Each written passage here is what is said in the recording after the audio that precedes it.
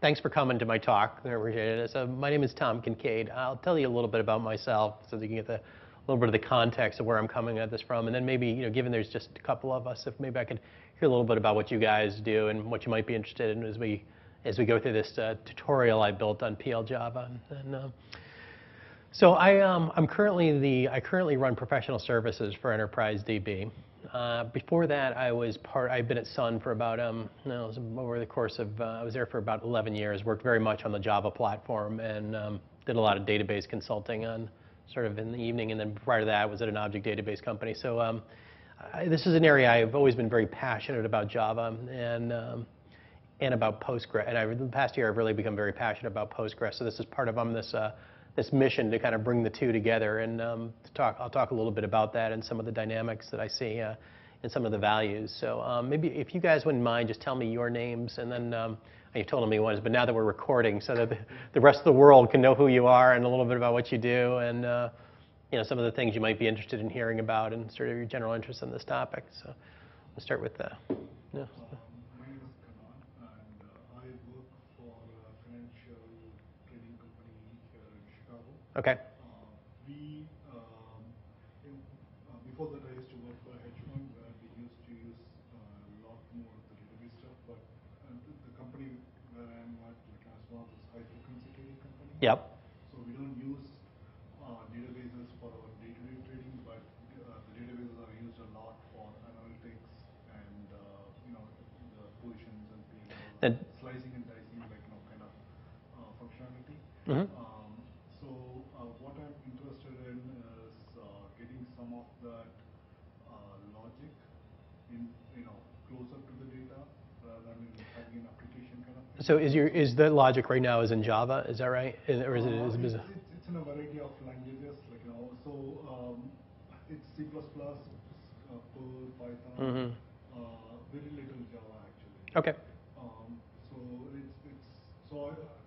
Basically I want to get that the logic more closer to the database, either through some embedded languages or even the extensions with 9.1. Mm-hmm. So I'm just Okay. So the procedural languages of Postgres are general of interest to you. Okay. Certain procedures. Okay. And are you a programmer yourself? Or are you a DBA? Oh, okay. Mm-hmm. So. Yeah, I'm John Dixon, Hewlett Packard Company. And what I'm working on, I just spoke about in an earlier presentation, so that'll be on the web for people to look at.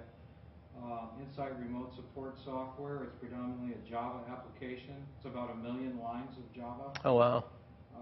And we are not using PL Java very much. We are using PL PostgreSQL Mm-hmm. for some of our stuff. And I'm very interested in what you have to say today because, we are predominantly in our little organization a Java programming shop. And the database is, for us, a dedicated server. It's dedicated to our application. It's not, a general purpose server. So that's what we're. Okay. Well, we should probably talk afterwards. One of the things I do is I run professional services, and I run our support organization as well. So I think there's probably some things that maybe there's some good synergy with the stuff you're doing. So we'll definitely have a couple different discussions. Okay. All right. Well, thanks very much and contributing. So this gives me a good framework. You guys are definitely my target audience. Things. So here's what I'm going to cover. And again, we'll given there are just a couple of us, we'll drill down on some things that you guys can deem interesting, and maybe even look at some code that I can bring up, and we can talk about some things and things. So first I'm going to talk about what is PL Java. What is it? What's it all about? Is that concept of the elevator pitch. If I'm on the 10th floor of a tall building, I get to the bottom floor, you should know. I should be able to explain whatever it is I'm talking about by the time we get to the bottom floor. So I'll talk a bit about that. Why should you care? What are the benefits of it? And I'll explain a bit about that. And then I'll talk a bit about getting it running. Do either of you guys have used PL Java at this point, or it's one of the biggest? I'm going to talk a bit about this, but one of the biggest barriers, I think, the biggest hurdle is just getting it going first, and I'll explain why. There's a bit of frustration around that. And then some general design considerations. What kind of problems can you solve with it? what are some things you should think about in a Java Postgres server-side environment. And then I have a practical use case that I'm using it for right now.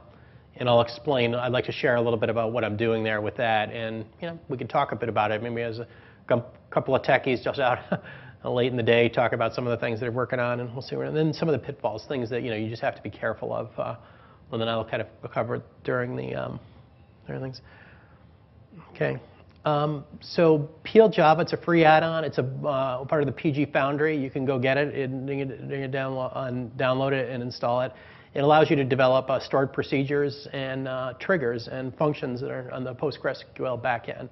So that's Dave. Thank you so much for huge support. So Dave Page has joined us. So it's something that's again you can download it for free. I'm not a developer of the PL Java. I participate on the mailing lists, and I know the other folks, but I'm not involved in the development of them. But I am a user, and the things I use it for the most is Oracle migrations, and I'll talk a little bit about why that is and how that comes into play on some of the things we use. Okay, so these are sort of my observations, having been in the Postgres world for about a year and a half. Some of these are things that I encounter pretty frequently. Not only did I work at Red Hat after working at Sun for a while, I worked at Red Hat. It's a very Linux-centric community, and the Linux developers and the people who develop Red Hat Linux are very hostile towards Java. This is not there was just an environment of resistance about it, which I found very fascinating, because I'd come from an environment where I'd been bred at very day and night. This is the thing. What the answer is. The phrase would be, well, Java's the answer. Now what's the question? That was kind of the phrase you'd hear at various times when I was at its height, and I could talk about that. And Java developers really, in general, are not terribly concerned about the database. Java is an abstraction layer. It's all about abstracting away the operating system, abstracting away, so that I can pick up my code and write once, run anywhere type thing. Write once, debug everywhere. Right, write once, particularly if you're doing a client-side application. Not so much on the server side, but definitely a client-side application. And I definitely have encountered that again, as being part of the Postgres community. That there's this hostility that I won't say hostility, but resistance, I would say, towards Java in general. Okay, and the traffic on the PL Java mailing lists are light. We may get one or two questions a week, and so I am beginning this crusade. You guys are here at the very beginning of this crusade to help bring this back up. But there are just some facts that I'll talk about in a moment. And there's some other aspects to it. PL Java is tricky to set up. One of the barriers to adoption of any technology, whether it be a database, whether it be a language, is the first 15 minutes. The experience that people have in the first 15 minutes colors their impression of it. If it takes forever to download, if it takes a long time to install, if I have to edit lots of files. And really, in PL Java has a little bit of that to it. I know I'm not coming up with a great endorsement here, but I'm telling you, I'm laying out some of the facts and some of the issues that people will encounter. There's no simple how-to tutorial, right? You can't go out on the web anywhere until this week. I'll publish my slides, and that'll be there. You can't go out on the web and say, okay, here's step A, here's step B, here's step C.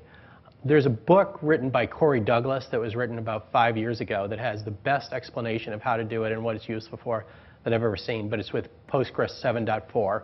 It's set up, so that's a little bit out of, and it's in a book. It's not something that's on the web. So that's a little bit of, so my conclusion on all this is probably one of the most underutilized things by the Postgres community. All right, now, which is kind of interesting for a variety of things. What I want to do is explain the need for PL Java, some of the things that can be accomplished. Okay, so these are some of the things that we think we can get to, and how we're going to overcome this, some of these barriers we're talking about. Okay, So just to kind of some statistics, all right? Java, by any metric, is the most successful programming language ever. My son, so this has been, there are more Java programmers, more books about Java than anything else. If you go to any high school class in the United States and they're teaching programming, the first course they always take is Java. The exam to get into the college prep exam, what they call it, the AP exam for credit in computer science is given in Java. So these are some very compelling facts. What I have here is this is the TOB index. It's an index that's published monthly about programming languages. Is anybody familiar with it? Oh, you have seen it? Okay. So this is I took a snapshot of March. I haven't looked at it today, but if you go to this index, you'll see this is where the share is year over year. Okay, so Java has the biggest market share, and the way they measure this is number of jobs available, number of books, number of blogs, etc. So they take a global look at all the information on the internet and look how it's trending this year versus last year.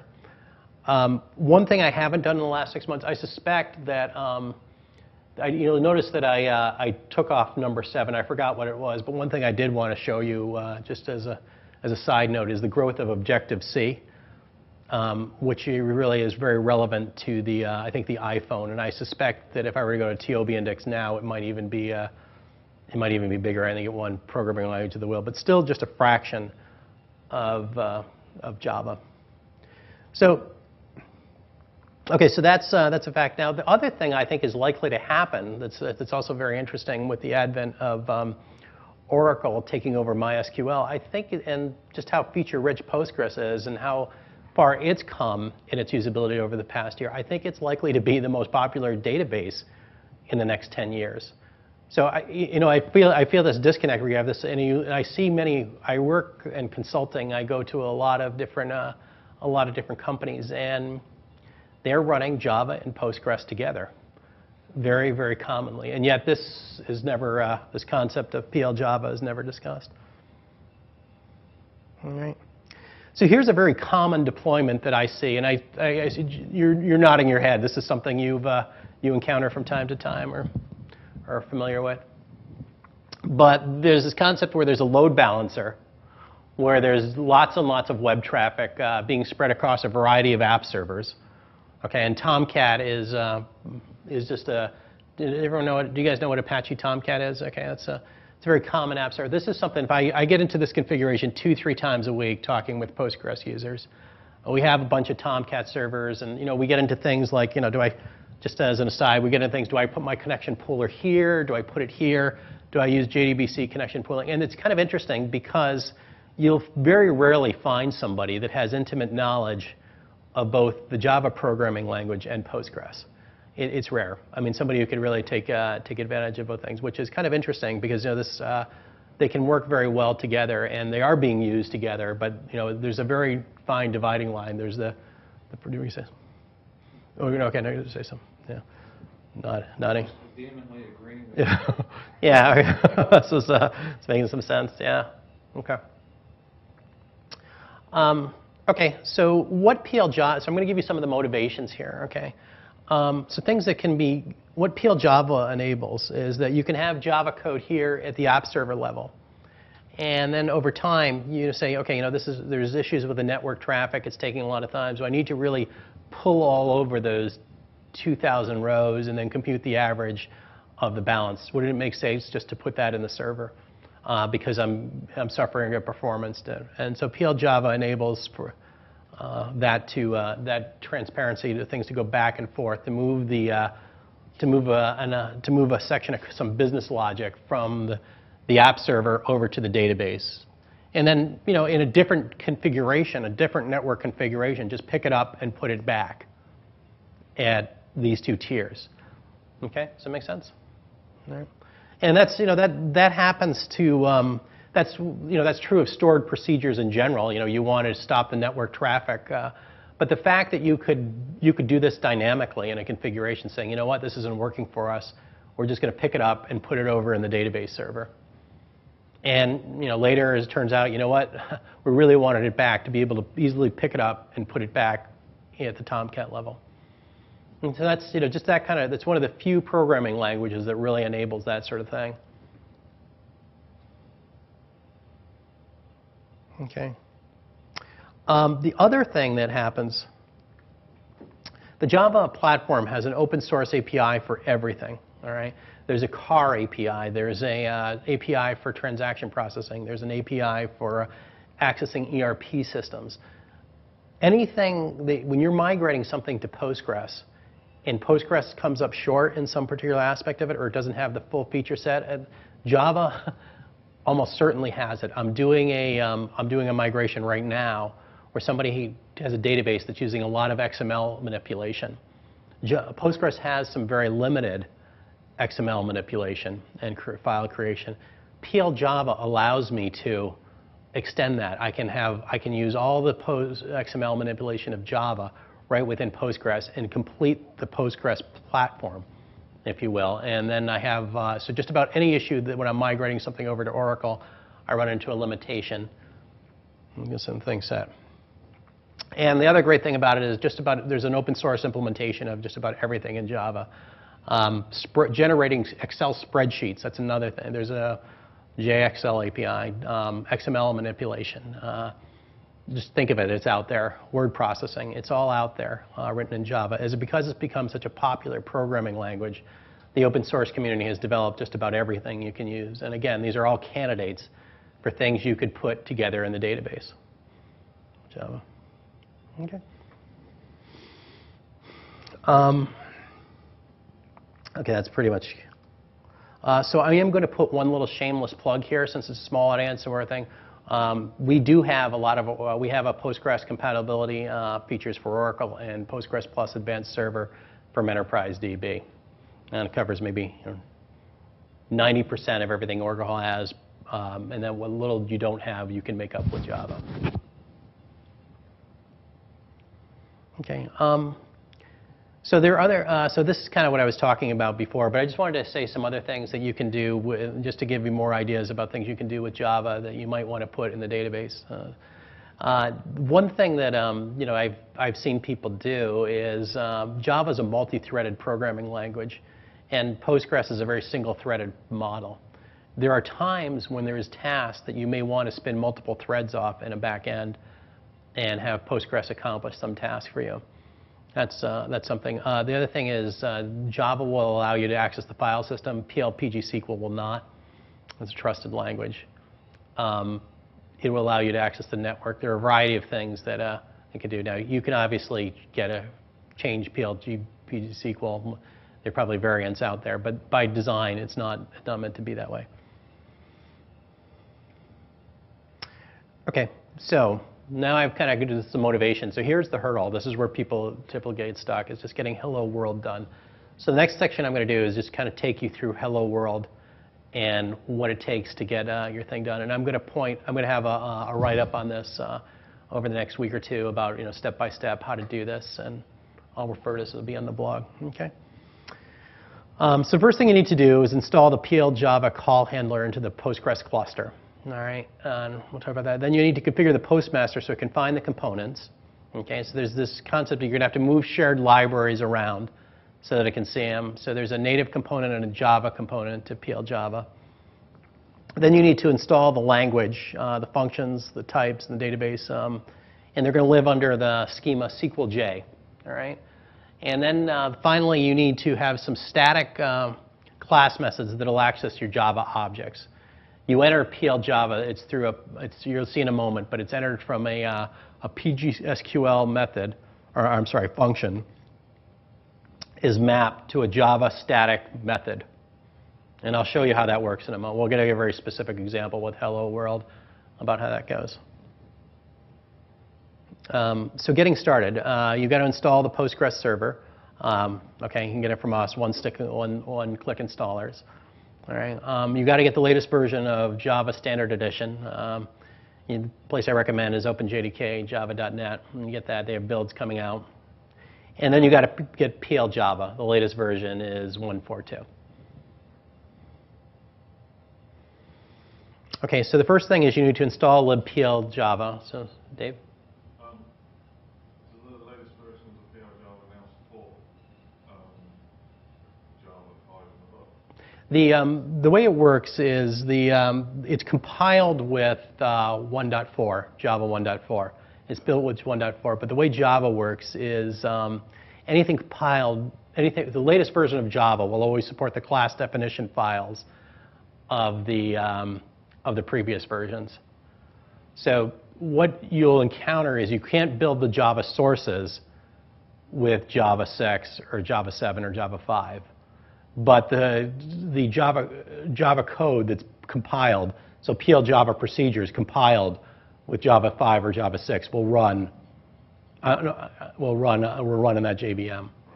So the runtime environment will execute. The PL Java runtime environment will execute with Java 6. You can't build it with. That's probably the issue you may have been referring to, is in the build environments. Yeah, well, we've spent a lot of time hacking it sort of building Java 6. Okay, yeah, you need to modify the. Getting Java 1.4 on some of the Right. platform systems. Right. Yeah. There was a change in the JDBC API that means you need to modify the Java sources. So are you saying, like, if I get the source code, I can't build it? No. Okay. So if you get the source code for PL Java, you need to compile it with Java 1.4. But if you get the binaries, you can execute PL Java on. You can execute the PL Java runtime. Yeah. Thank you. That's what I'm saying. So, not very eloquently, but yes, that's exactly what I'm saying. Yeah. So the change to make it compile is a small one? It's a small one. Yeah. You need to change some of the JDBC APIs that it uses. Oh, okay. So there's class definitions there. So it was a big issue with all across many projects. So it is, okay. That brings me to my next question. So it's not frequently updated, so. It is not frequently updated. It's very stable. It works very, very well, but I wouldn't say it's a very active project right now. And I'm on a mission, as you could say. I get it.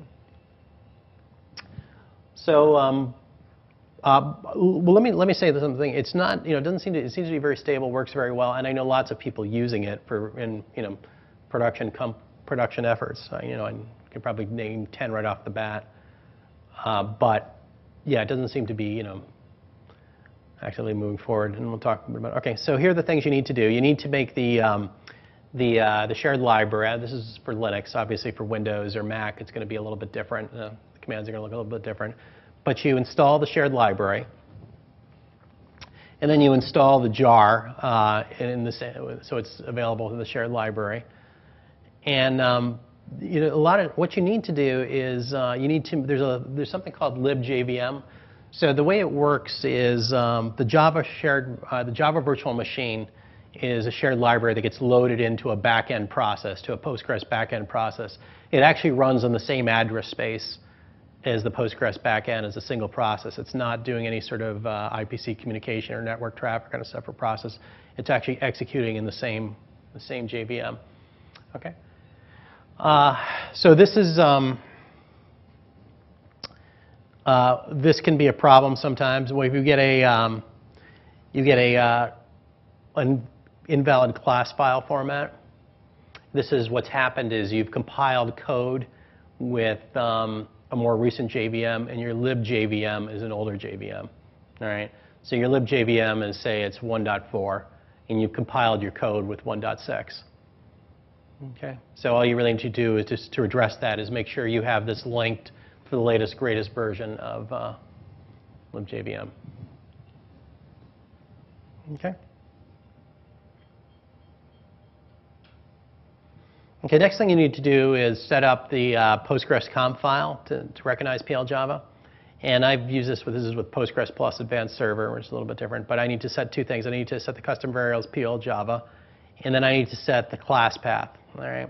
And all this is saying is I need to put the PL Java jar class path in. Yeah, no, please don't. I will make the slides available, and so don't worry too much about notes. And as I say, I'm going to have it done. So once you've done all this, you need to restart the database server.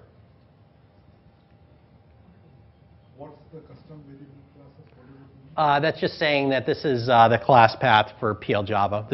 So you're familiar with the class path and the concept in Java, all right? So this is just saying that these are a set of classes I want available to the server.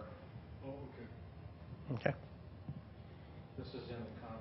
This is in PostgreSQL.com. Big heading at the top. Yep, yep. Okay, yeah. It's in Okay. the conf file. Yep, yep. So you've done that. Okay. So we've kind of reviewing. We've installed the shared libraries. We've downloaded things. We've installed the shared libraries, and now we have edited PostgreSconf, and we've restarted the server. So basically, this is a Postgres server which is saying, like, so you're telling the Postgres server that PL Java dot anything goes to the PL Java shared library? Yeah. Well, effectively, what I've done is it's enabled it at the back end. This is a new language it's installed. Okay. Mm-hmm. Okay. Next thing I need to do is I need to install the PL Java functions into the database. Okay. So what actually happens is I need to go into I need to start the PSQL for whatever database I need, right? And I run PL Java install SQL. Okay. So one thing I'm also working on is a script to just automate all this. So it's saying, run this, point it at a Postgres instance, or PG home, and install everything. And so that'll be the thing. Okay. And it creates the schema SQLJ. So you're familiar with Postgres. It has the public schema, and then it has individual schemas. So it creates a new schema. All right. And then this is all about adding these are PL PGSQL functions that get installed in the schema. This is like a bridge. This is the bridge. Yeah, we're leading up. So now we're getting close here. Okay, so just to review, you set up the runtime environment with the proper shared libraries, made appropriate changes to PostgreSconf, installed PL jar in your target database. You're now ready to create a Java stored procedure. Okay, I don't mean to make it too laborious, but I mean it's just important. Once you get over this, you're running. Okay, so what you do is you create a static Java method in a class file. You place the function. You place that in a jar file. You install the jar file into the database, and you set the database class path. All right, and then you create your PL PGSQL signing function. All right, so here's my here's sort of the steps as a layout. So we're gonna get Hello World running. All right, so I have a class called Hello World. All right, and it's a public static string Hello World, and effectively just returns Hello World. All right, and I compile it, and since it has this package name, it's creating this file during the compilation step. Right. And then I create a jar file, Hello World jar. Okay, now I go to PSQL and I install the jar file. Let me see what I've done here. So I've installed it, Hello World. And now what actually happens is it's creating a reference here. This Hello World is the reference I'm going to use to refer to that jar file going forward. And then I add that jar file to my class path. Okay.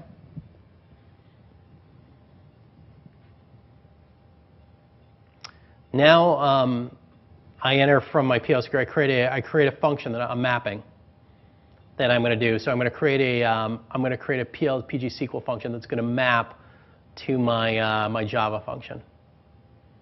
And language is Java. Okay, so now it's good. Now I can say select hello world, and voila, I've got hello world running inside Java. That's the steps. Okay, is that clear? You want to? Everyone's comfortable there? Is there going to be a quiz? No, there's no quiz at the end, but there will be a write-up with steps. I will as part of coming to my talk, you get free help to get your hello world running as many questions as you like. It's part of the package. Those of you who are watching at home, that's you have to be physically present for that benefit.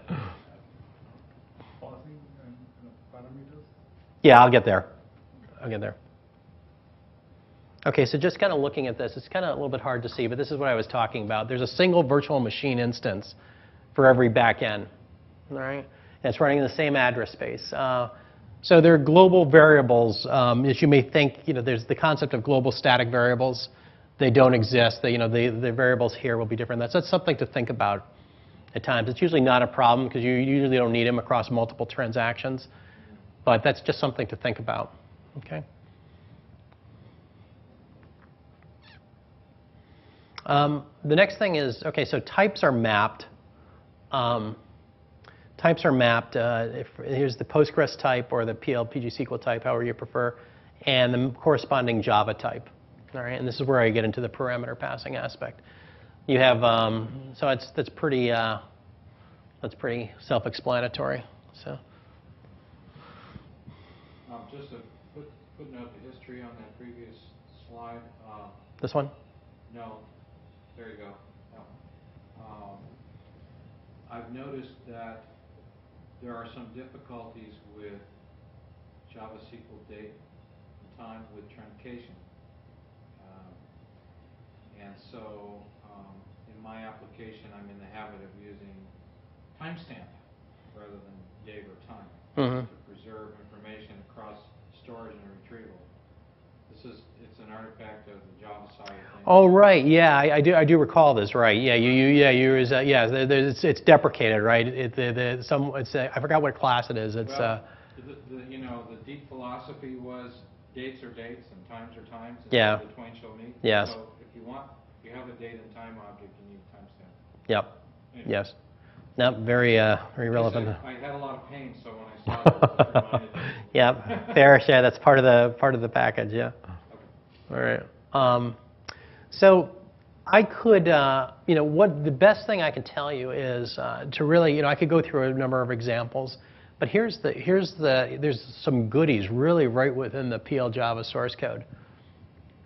If you download PL Java and you go to, this is my directory, but if you go to PL source Java examples, you'll see in this DDR file, you'll see all the mapping examples of all the mappings, all the parameters, functions that take this type, functions that take that type, and then there's this corresponding set of tests. So that's it's that examples.ddr, and that's the deployment descriptor. And I'm going to explain what that is in just a minute. So here's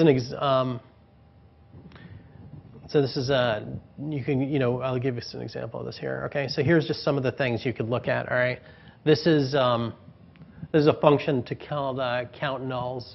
All right, here's again you look in the exam. This is you start here. This is from the DDR examples, and you see this is something to count nulls, and then you can go find this corresponding Java function. Okay, and this is where you can see all your examples of all the various types that can get passed. Okay. So if you're thinking about things beyond Hello World, this is the thing you need to think about. You need a jar file that contains all your Java classes that you're going to use inside your Postgres stored procedures. It should also contain a deployment descriptor with all your SQL actions. And I'll talk about, I'm going to give an example of that in a moment. Then you need a script for installing your jar file and your dependent jar files. So in my case, the thing I'm doing presently is I'm writing some JDOM code to map some Oracle code over. So I need to install jdom.jar and jackson.jar as two of the things I need to install into my, so I have a script that does that.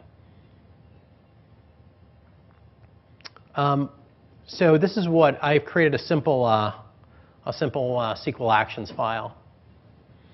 What this is, this is just something that goes in your deployment descriptor. When you install, this is going to run inside a jar. You guys with me? This is going to be part of your deployment descriptor inside your jar. There's going to be a begin install. So when the jar is installed, execute this PL PGSQL. All right. So in this case, it's setting the purge path, and it's doing a mapping, creating a function. Okay. So that way, so as soon as I install the jar, it's going to do all this for me. I don't need to do all that. I don't need to manually type all that create function mapping. All right. And then when I remove the jar, it's going to execute this.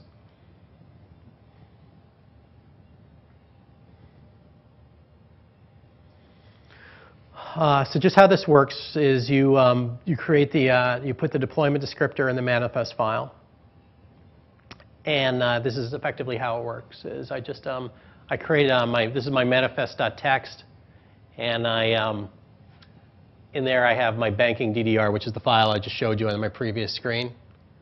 And then when I actually create should be banking.jar, it's going to add that to the deployment descriptor. All right. Okay, so that's the first thing. Now, that's kind of interesting. Hello world, maybe doing some things where I'm going over the network. But how do I access what if I wanted to access the database from inside a stored procedure written in Java? I do it via the JDBC API. Okay, there's a special JDBC driver associated with PL Java, and it's a loopback connection.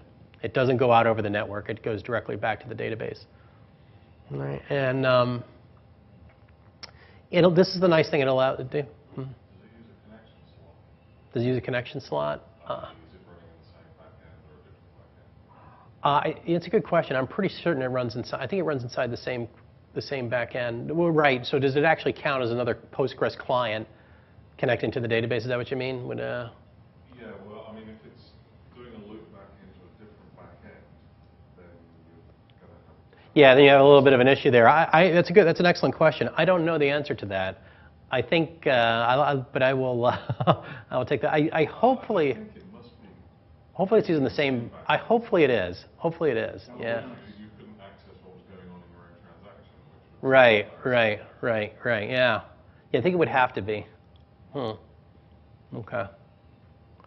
The limit is that it's the following commands won't work. Things like you can't manage transactions inside a Java stored procedure. All right, so things you can do all the other JDBC methods. And one thing I've done recently is I've actually taken Hibernate and put it in to do some object relational mapping inside PL Java, which created some. It was difficult to get going, but again, I'll have the scripts for that. Difficult than this? What's that? No. Well, getting this all set up is once you're done. Once you're rolling, you're boom, boom, boom, boom. But you're kind of getting through that first set of things. But that's something to keep in mind, that these are the way things will work.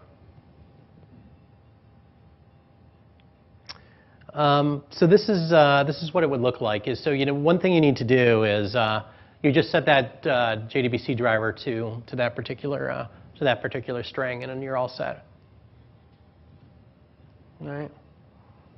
And the nice thing, if you're one thing I should probably, when I give this talk again, is I'll augment this to have sort of a condition. If you're on the server, if you're in the PL Java environment, use this connection. If you're in the Tomcat environment, use this connection.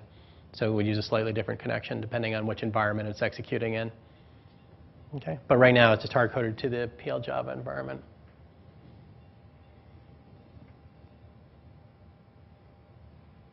All right, so there's the rest of the code where it's getting a result set. One thing that's is a common issue people will sometimes run into is that they'll pass PL SQL is pretty forgiving when you PL PGSQL is pretty forgiving when you pass nulls to as parameters to functions, and it actually will take with Java it's much less forgiving. You'll get a null pointer exception. And the actual PL Java runtime will struggle handling it. Well, all that I'm really saying here is if what you do to handle that is you map it to a Java lang.integer as opposed to an integer, a scalar integer type. You map it to the integer object type, and then you just check the value of the you just check an objects can be null as opposed to a scalar type shouldn't be null, but an object can be null. And then what I'm saying here is to return if it's greater, if it's less than 10. If it's greater than 10, if it's less than 10 or null, return false. Is what this done. Okay. So one nice thing is triggers can also be written in Java. I was really trying to come up with a good use case for this. I've never done that. But here's something that's important to remember. If you write a trigger in Java, it's going to be very specific. That's not something you can move back and forth like I was talking about before. That's something that's very database-centric.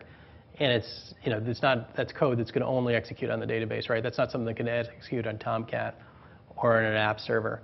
So the question, when are they useful? Remember, this is not portable code. Java's about the write once, run everywhere methodology. So you could only run this in Postgres database.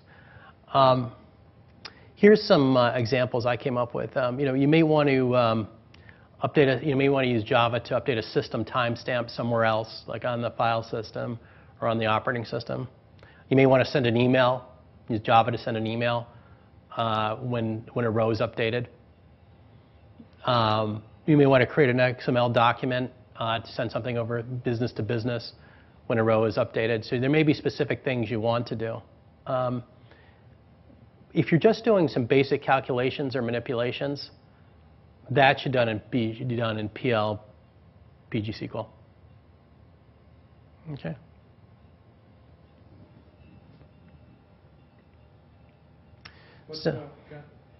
You're recommending using PL/PG SQL for things that it can do. Yes. But cannot Java also do those things? Yes, you could. Why would you want to? You have multiple languages as a matter of. Yeah. Why would you use one? Why would you use one versus the other? Why would you do the native things? I think the thing is where there's some things where there's clearly, you can say, okay, I just like to program in Java all the time.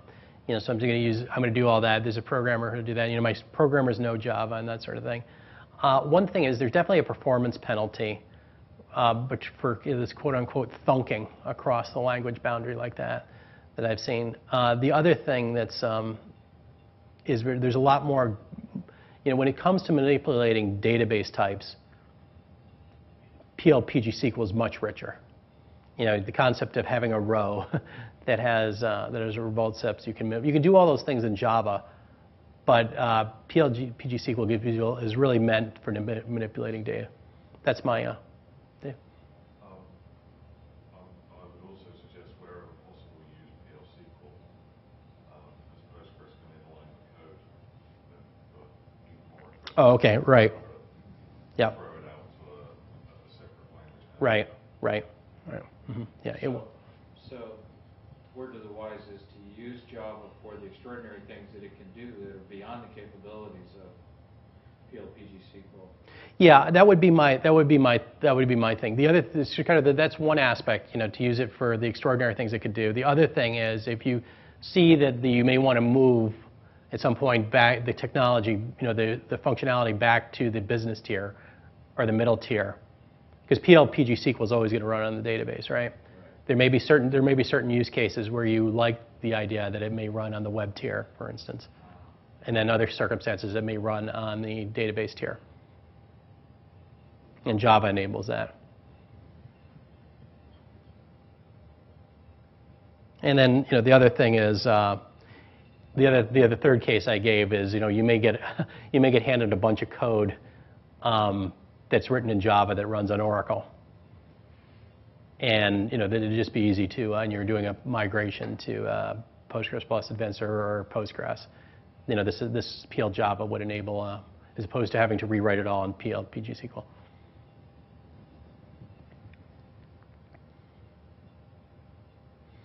Okay. So another thing is the way that works is if your method is a trigger or your class is a trigger, a Java-based trigger, you're passed one of these trigger data objects. And the objects has these methods on it. It's asking, was the trigger fired by an insert? Was it fired by an update? Is this happening before or after the trigger event? So these are the type of... Is this intrinsic to PL Java? This is intrinsic to PL Java, yeah. So what happens is I'll show you this in a second. So I just want to show you this. So all that's saying is these methods, this is the PL Java method. It's always going to get past one of these objects from the database, one of these trigger data objects. Okay. But here's what the syntax looks like. If I have a table, I'm creating a function. There's a balance update. I want to mail the customer when I want to mail the customer when the balance gets updated. Okay.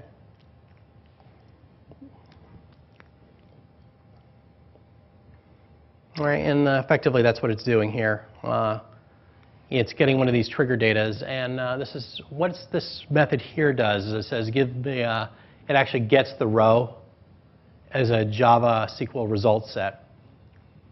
All right, so you're familiar with result sets in Java and JDBC. All this does is get you a result set of 1 with 1 row in it, and then you would manipulate the result set to do what you needed to do. Okay, so just some recommendations about the development process.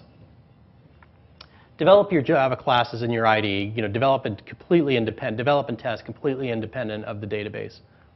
All right, so you want to have that rich environment. Develop your static methods that serve as entry points as classes. And the next thing I'm going to talk a little bit about in terms of my real-world example is you want to use IDs for identifying objects across function calls, right? So if I can think of things. You think of what we're kind of doing here is we're taking a sort of a functional or quote-unquote procedural language and mapping it on top of an object-oriented language. So I'm sort of passing, if I want to, instead of passing around objects, I pass around IDs to objects, and I'll show you in a moment how I handle that. Okay, so here's the real live example that I'm dealing with. Okay, I want to migrate Oracle XML PL SQL to Postgres. Oracle has a full-featured DOM implementation as part of it, as the document object model defined by the W3C. Oracle has XPath and XLT. Postgres has XPath.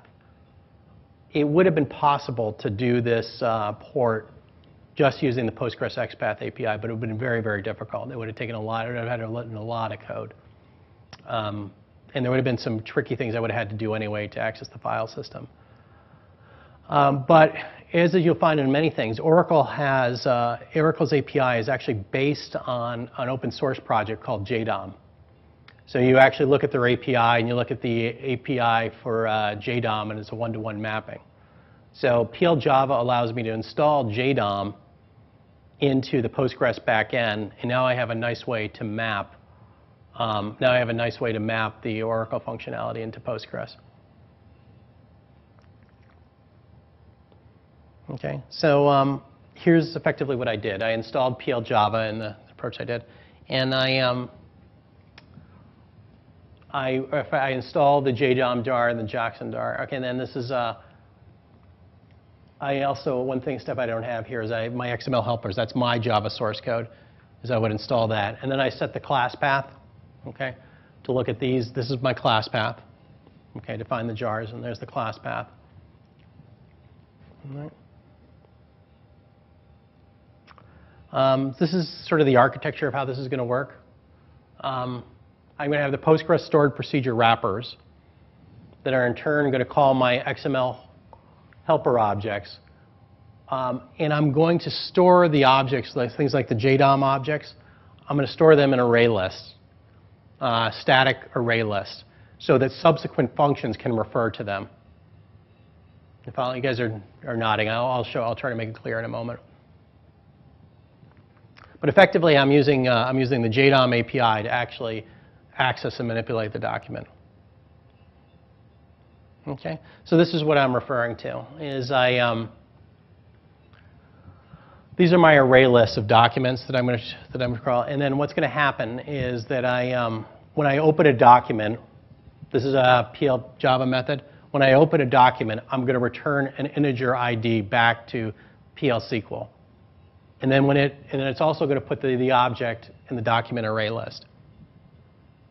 Then I'm subsequently going to access the object using the doc ID that was returned over here. Okay.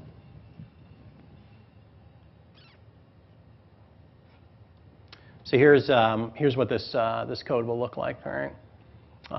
This is the actual code where I'm creating the array list.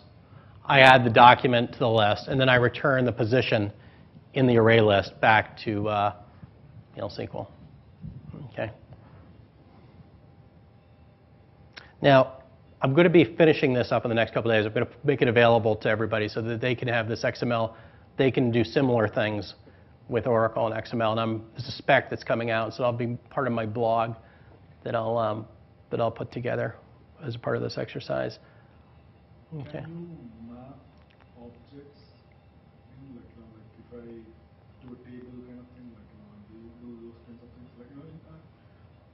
It's been a while since I did Oracle, but I remember Oracle PL stuff. We could actually create types, new types, and then those are accessible to Java. Yeah, what you typically would do is you're talking about object relational mapping. Is that what you mean? Mm-hmm. Yeah. So there's what happens is there's tools like Hibernate, or I've forgotten the other one that's called. Yeah. But effectively, what that does is it looks at your Oracle tables and creates a Java object. Right? Is that what you mean? Yeah, effectively that you could manipulate with, or are you talking about something else? Yes and no. Like these, you have Postgres types. Right? You could actually add a new type. Mm-hmm. In using C extensions, you could do something like UUID type or. Oh, you create user-defined types and do that. Yeah. Okay. Right. Yeah. I see what you're saying. Yeah, Postgres, so you can use C extensions. So it does IDs? Yeah. So Postgres also has a back-end C API that you could do a similar thing with. You could create your own type, your own types, additional types like that. So, but yes, you could. Java, I don't think is probably, PL Java is probably not a strong fit there, because you're going to be limited to what can fit through an existing. It can be mapped to a static function, a static method. If there was already a type like that, you showed a type mapping table, right? Yeah. If I already had a type like that right. Yeah. I don't think so. I think in that case, would have PL Java would have to be extended to do that mapping. You're going to add a new scalar type, right, or something like that, or a new complex. It has the concept of complex types, where it can return, effectively a row, consisting of multiple data types. Mm-hmm. So the other here's some more sources of those if you wanted to. So I think this is I looked long and hard for the whole world, and people ask me, so this book is a fantastic, has the best write-up on PL Java. As I said, it's old, but it also has PL Perl and PL curl and a variety of things. So getting the back-end programming language, this is the book I recommend. The PL Java website, the documentation is very good once you understand things. It's very good. It's reference-like material. Once you've been through it once and you've gotten through it, you go back, and then when you've had your hands through it, you can go back and look at it and just like, oh, okay, that makes sense. I know what to do now, type thing. But it's about 12 pages long, and a lot of it has these tables type thing. The mailing list, why I say there's not a ton of traffic. They're very responsive to all the issues that do come up. So it's prime for some success. Okay. All right, so that concludes my talk. And once again, thank you so much for spending a little time with me. We can talk some more if you like, but that's. I just have one question about performance. Mm-hmm. I suppose that not only for PL Java, but for any of the other comparable languages that are supported, that you have to be very considerate about how long your methods take to execute, because there is some kind of blocking behavior within the Postgres backend, is there not? I mean, if while you are processing, say you get a call and you need to send an email or you need to do some interaction that only Java can do, Yep. right? If that interaction is blocked, that's going to wreak havoc on the server, isn't it? Well, yeah, there's kind of a cumulative effect, right? Because Postgres has a backend per connection, right? So if another, it's not going to block other connections from executing. But if if this is a very commonly called function, then yeah, it will, it becomes cumulative across a multiple of connections. You have multiple backends blocking in the manner you're discussing. That's problematic, yes, because then it starts to create more and more processes, backend processes. Mm-hmm. But if it's something that's called rarely and it takes a long time to execute, it's not as problematic. Sure. It doesn't, Well, All right. I admit it. I gave up after 15 minutes. Okay. So the concept I discussed with you. Okay. So you have my support to get you to get your Hello World example. Limited 24/7. Yeah, the PL Java support. Yeah, that's right. If you have your laptop, we can work on it tonight. That's great. Well, thank you very much, Tom. Thank you, guys. Thank you, guys.